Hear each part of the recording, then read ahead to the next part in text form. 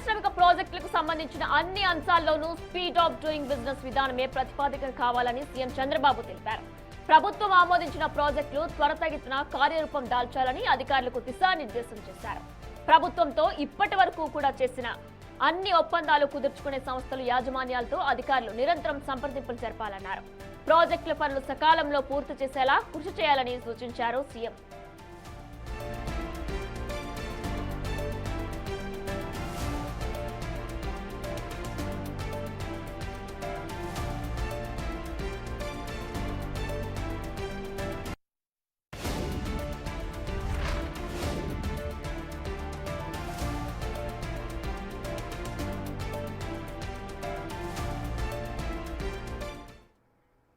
పారిశ్రామిక ప్రాజెక్టులకు సంబంధించిన అన్ని అంశాల్లోనూ స్పీడ్ ఆఫ్ డూయింగ్ బిజినెస్ విధానమే ప్రతిపాదిక కావాలని సీఎం చంద్రబాబు తెలిపారు.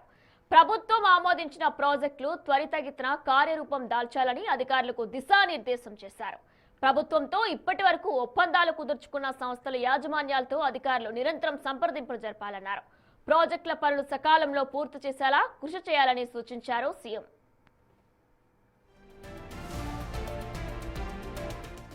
15వ SIPB వివిధ పెట్టుబడుల ప్రతిపాదనలకు ఆమోదం తెలిపింది.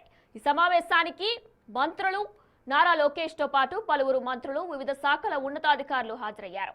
IT, విద్యుత్, పర్యాటకం, ఫుడ్ ప్రాసెసింగ్, మౌలిక సదుపాయాలు, పరిశ్రమల రంగాలకు చెందిన 27 ప్రాజెక్టుల ప్రతిపాదనలకు SIPB ఆమోదం తెలిపింది.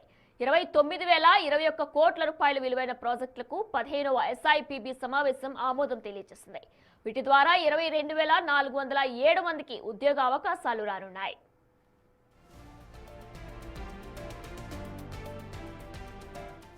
ప్రతిష్టాత్మక సంస్థలైన గూగుల్, ఆర్సెలర్ మిట్టల్, BPCL వంటి మెగా ప్రాజెక్టులు వరుసగా ఏర్పాటు కావాల్సి ఉందని సీఎం తెలిపారు. ఈ విషయంలో రాష్ట్ర ప్రభుత్వం నుంచి ఎలాంటి అడ్డంకులు లేకుండా చూడాలని సూచించారు. భూ కేటాయింపులు జరిగినప్పటికీ నిర్ణీత కాల వ్యవధిలో పనులు ప్రారంభించాలని, సంస్థలతో సంప్రదింపులు జరపాలని ఆదేశించారు. నిర్మాణానికి ముందుకు రాకుంటే భూములు వెనక్కి తీసుకునేందుకు వెనకపడొద్దని చెప్పారు. దీనిపై మంత్రుల కమిటీ దృష్టి పెట్టి అవసరమైతే అనుమతులు రద్దు చేయాలన్నారు. ప్రతి ఒప్పందము వేగంగా సాకారం కావాలన్నదే ప్రభుత్వ ఉద్దేశమని వివరించారు.